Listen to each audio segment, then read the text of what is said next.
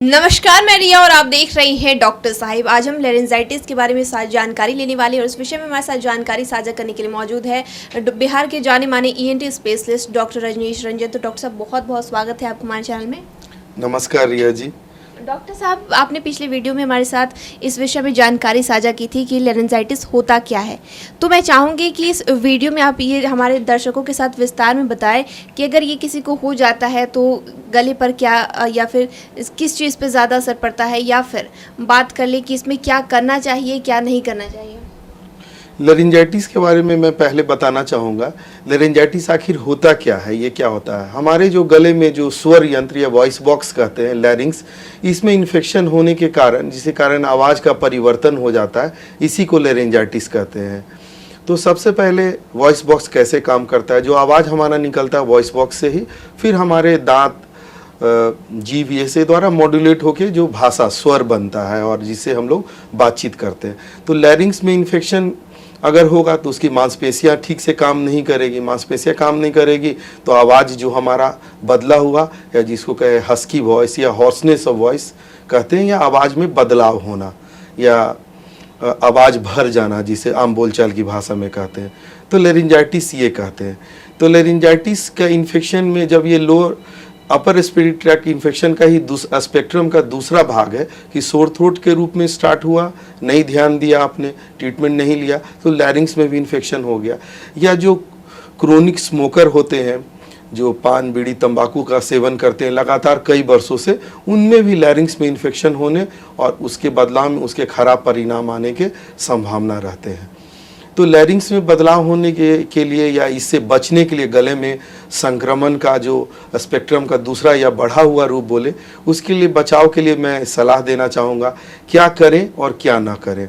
तो करने के लिए सबसे पहले है कि गले में इन्फेक्शन अगर नज़ला जुकाम हो तो आप आराम करें, थोड़ा सा रेस्ट लें, अपनी बोली को कम से कम प्रयोग करें, कम देर तक बात करें,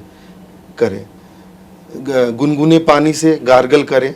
और जब आप बातचीत कर रहे हैं तो गर्दन को सीधी रखें, सीधी रख के बातचीत करें। एक बार में 30 से 35 मिनट की ज़्यादा का बोली का प्रयोग नहीं करें। बोली को या लैरिंग्स के मसल को नम रखने के लिए या गले को नम रखने के लिए बीच बीच में पानी का प्रयोग करें, 1-2 घूंट पानी लें। और क्या नहीं करना चाहिए, ये भी बहुत ज़रूरी है। जैसे हमें छोटे बच्चों को चीखने चिल्लाने से रोकना होता है। अगर वो चीखेंगे चिल्लाएंगे तो इन्फेक्शन होने के कारण गले में प्रॉब्लम होगा। अच्छा, दूसरा क्या होता है कि हमें जब हमारा गला ख़राब हो जाता है तो हमें आदत होती है कि फुसफुसा के बात करने की।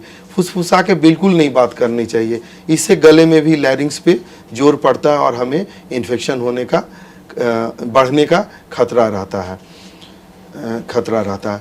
पान बीड़ी मसाला तंबाकू वगैरह का प्रयोग नहीं करना चाहिए, ये भी गले में खराब प्रभाव के रूप में डालते हैं।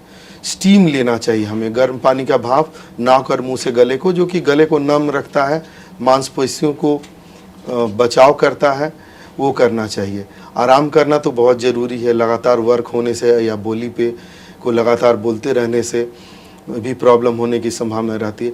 कुछ प्रोफेशनल यूजर जो वॉइस यूजर होते हैं, जैसे हमारे टीचर, सिंगर, पॉलिटिशियन, उनके लिए मेरी विशेष सलाह है कि उनका वॉइस सबसे ज़्यादा यूज होता है, ज़्यादा वो लोग बोलने का काम होता है। टीचर नहीं बोलेंगे तो बच्चों को पढ़ाएंगे कैसेंगे, तो उनमें ये बीमारी ज़्यादा होने की संभावना रहती है। तो अपने आवाज़ को कम से कम उस समय विराम दें और कम से कम बोलें। और फिर मैं जो सिंगर होते हैं, जो रियाज करते हैं, उनके लिए मैं बोलूँगा कि हाई पिच पे रियाज ना करें, या बिल्कुल थोड़े दिन आप अपना रियाज करना बंद कर दें।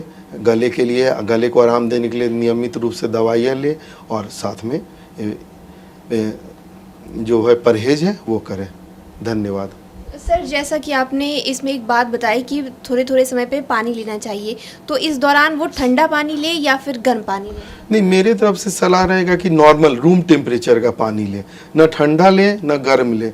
गर्म पानी का रोल होता है, पर अभी इन गर्मियों के मौसम में पानी का तापक्रम जब खुद वातावरण के तापक्रम के अनुसार 36 डिग्री या 40 डिग्री हुआ तो वो नहीं है। नॉर्मल रूम टेम्परेचर पे जो नॉर्मल वाटर रहता है वो प्रयोग करें।